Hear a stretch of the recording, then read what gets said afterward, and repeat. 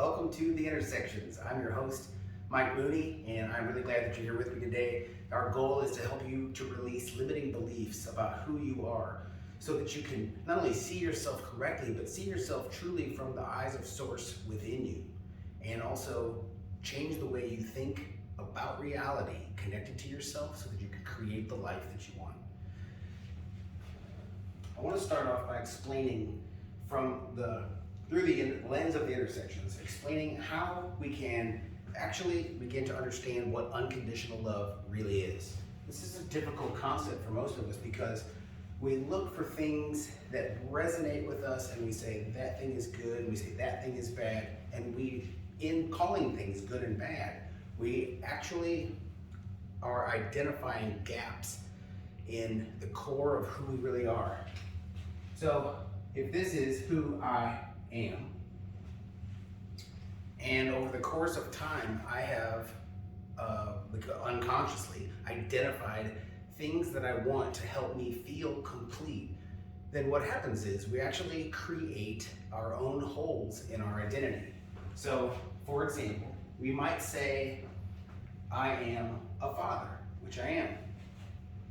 That's actually a small hole in my identity. It creates a hole. Now, we could, in some sense, say that having a family and being a father is so satisfying and so wonderful, and that is absolutely true. And I don't want to diminish any of the things that we're participating in on a daily basis, but we do want to understand that, let's just say, for example, something happens to my family, God forbid, and I forbid, then I would be missing a piece of me.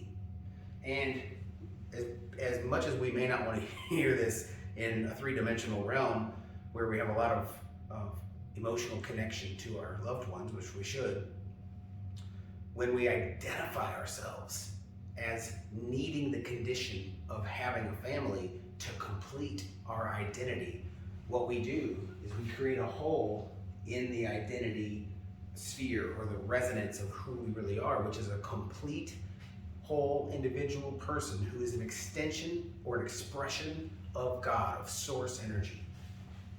So what happens is we look for something to fill that hole. We do the same thing with our job. We say, okay, I'm a plumber, or I'm an electrician, or I'm a CEO, or whatever, accountant, whatever your job is.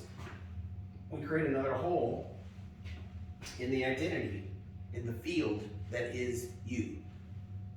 When we create that hole, what we then do is say, even though I am this thing right now, it's a caveat. It's actually a descriptor of what we are, who we are, but it's not a completion of who we are. So if the job changes, if something changes with my career, changes with where I work, how often I work, how much money I make, something connected to that, then there's that hole, and I'll begin to look for something that's the right fit to complete me again. That might be true socially. Another hole. I have friends, good friends, bad friends. Doesn't make any difference. That's our social aspect of our identity when we identify externally or outwardly with things, or what you might just call conditions, very simply. You can do this with anything that you identify yourself as, traits, labels, or associations. Really, when you get down to it, anything that you say I am beyond I am, if you add something to it, it feels kind of counterintuitive because it feels like you're adding a plus. So I am a CEO, but in reality, it's a minus, because what I'm now doing is filling in a gap in me with that thing that I have deemed to be good. Because what if that changes? I'm no longer a CEO. Now I'm just an employee of someone else's business. And I might view that as less than a CEO, which it's not. So, but all of a sudden, that plus thing became a minus. The marker's not working. But it became a net negative. Now I have a hole in my identity if I didn't already see myself as whole. Is that making sense? I want to make sure you follow me here. And please feel free to ask questions. Send me an email, and we'll make sure the intersectionsonline@gmail.com. We'll make sure we get to answer everybody's questions. So there's so many things in life that we identify as, even just saying I'm white, I'm a male or female, or saying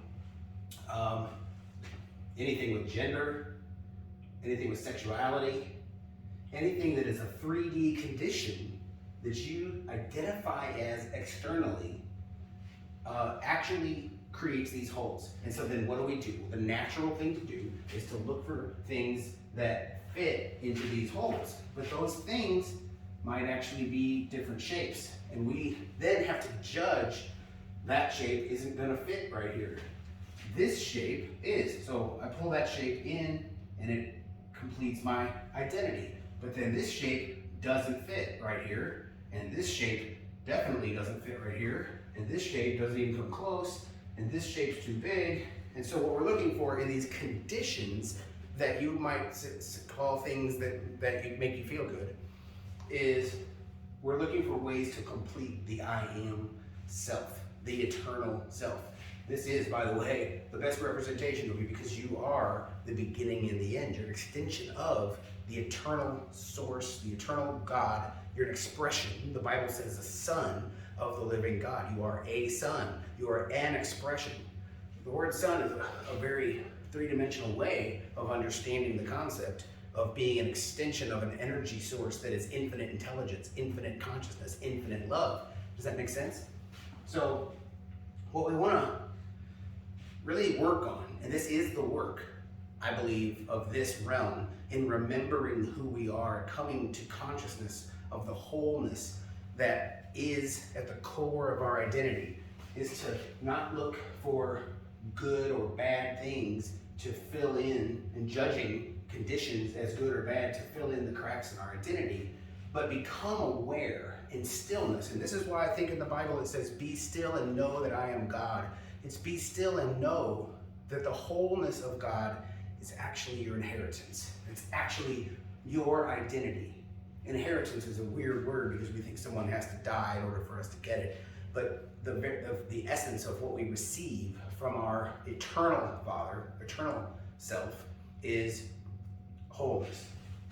And so when I complete that wholeness, then I can say, I don't need this shape, this shape, this shape, this condition, this person, this job, this money. I don't need these things to complete who I am because I'm complete, which means rather than judging each one of these things as whether or not it completes me in a good or bad way, I get to love myself as complete, and I get to love each one of these things, no matter what shape it is, no matter whether it completes me or complements me, it doesn't make any difference because I get to select what I want based on what makes me feel good and what I desire to be part of my experience of existence. When we choose what we want based on desire rather than trying to complete ourselves, it raises your eternal, universal frequency. And the whole universe is looking for people who see themselves as whole extensions of God. Because when we do that, the universe says, wow, that's a place where I want to send all of the abundance, where I want to send all of the aspects of reality that go along with that wholeness. And that's the nature of not only the universe, but the identity of who we are, the identity of Source, the identity of God.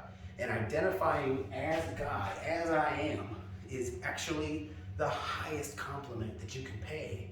And the highest form of worship that you can have with God is the knowing of the oneness between the two of you, which is not two, it's one. And that's the paradox of understanding this realm and our connection to our higher selves, our connection to the source of life that created everything. So I hope that all makes sense. I'm trying to keep this short as possible. Again, I want to express my gratitude for each of you that watches this, and I'm asking you humbly, please subscribe to the channel. Please share this on social media so we can get this message out to as many people as possible. Again, I'm your host, Mike Mooney. Thank you for watching The Intersections, and we'll talk to you really soon.